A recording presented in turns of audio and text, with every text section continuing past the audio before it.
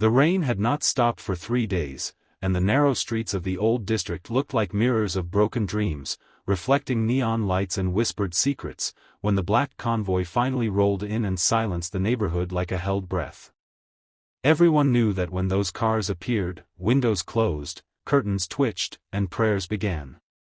Inside the largest mansion at the end of the street, a young maid named Alina scrubbed the marble floors on her knees, her hands red from soap and cold water, her back aching but her spirit strangely calm. She had grown used to invisibility. In this house of power, she was a shadow that carried trays, cleaned bloodstains no one spoke about, and kept her eyes lowered when the Mafia boss walked by. They called him Viktor Volkov, a man whose name alone could freeze conversations mid-sentence, whose empire stretched across cities, whose enemies disappeared like mist. To Alina, he was simply the man whose shoes she polished and whose silence weighed heavier than his voice.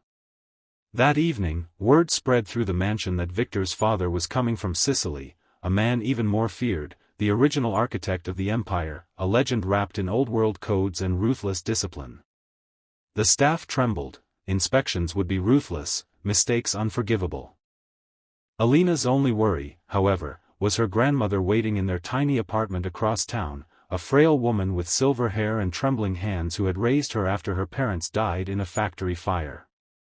Her grandmother had taught her that dignity was wealth no one could steal, that kindness was strength, and that even the most powerful men were still children before God. When the convoy doors opened, and the old Sicilian patriarch stepped out, leaning slightly on a carved cane, the air shifted. He was smaller than the legend suggested, his shoulders bent by time, but his eyes were sharp as blades. Victor walked forward and kissed his father's hand, a rare public display of reverence that shocked even the guards. Inside, tension coiled like a snake. The patriarch inspected everything, from the chandeliers to the silverware alignment, until his gaze fell upon Alina carrying a tray of tea. Her hands shook, and one cup tipped, shattering against the floor in a burst of porcelain and silence. Gasps rippled through the room. Victor's jaw tightened, punishment was expected. But before he could speak, the old man raised a hand and stared at Alina, not with anger, but with something that looked like disbelief. He slowly approached her, studying her face, the birthmark near her temple, the locket around her neck. "Child," he whispered in Italian, his voice trembling for the first time, "what is your grandmother's name?"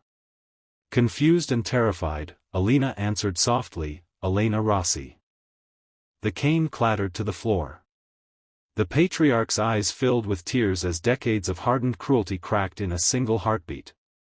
He began to shake, memories flooding back to a small Sicilian village, to a young woman he once loved before ambition tore him away, to a promise he broke when he chose power over family. Elena Rossi had been the girl who waited for him by the sea, the girl he abandoned when he left for a life of crime. The room stood frozen as the old man turned to Victor and said words no one expected, "Find her. Now." Within an hour, Alina's grandmother was brought to the mansion, confused and frightened, wrapped in her worn shawl. When she stepped into the grand hall and saw the old Sicilian man, time folded in on itself. The cane was forgotten. The guards were forgotten. The empire was forgotten. And then, before the entire household, before his son and his soldiers, the most feared Mafia patriarch in Europe bowed low to a poor maid's grandmother, tears falling onto marble floors once stained by violence. The silence shattered into something sacred. Victor, who had never seen his father kneel to anyone, felt his own understanding of power begin to crumble. In that bow was regret, love, apology, and a lifetime of unspoken sorrow. And Alina, the invisible maid, realized that her grandmother's past carried a truth powerful enough to bend even the darkest throne. But what none of them yet understood was that this reunion would ignite a transformation no one could have predicted, a reckoning that would test loyalty, legacy, and the true meaning of strength. The bow that echoed through the marble hall that night did more than reunite two aging hearts, it shattered the illusion upon which an empire had been built.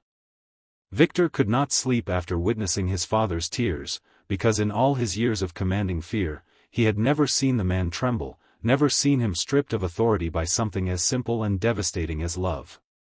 Elena Rossi, though frail and leaning on Alina's arm, carried herself with quiet strength as she faced the patriarch who once abandoned her. She did not curse him. She did not raise her voice. Instead, she placed her wrinkled hand gently on his cheek and said, "I forgave you a long time ago." Those words struck harder than any bullet. Forgiveness was a language foreign to the men who ruled through intimidation.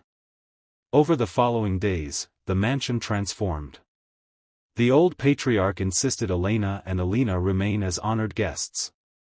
Staff watched in disbelief as the once ruthless founder spent hours in the garden speaking softly with the woman he had left behind, confessing how ambition had seduced him, how he convinced himself he would return wealthy and powerful, how pride kept him away when shame grew too heavy. Victor observed from a distance, wrestling with emotions he could not name. He had built his life on the idea that weakness invited destruction, yet here was his father exposing his deepest regret, and instead of losing respect, he seemed somehow larger, more human. The turning point came when a rival syndicate attempted to exploit rumors of the patriarch's softening. Armed men surrounded the estate one stormy evening, believing the lion had grown old.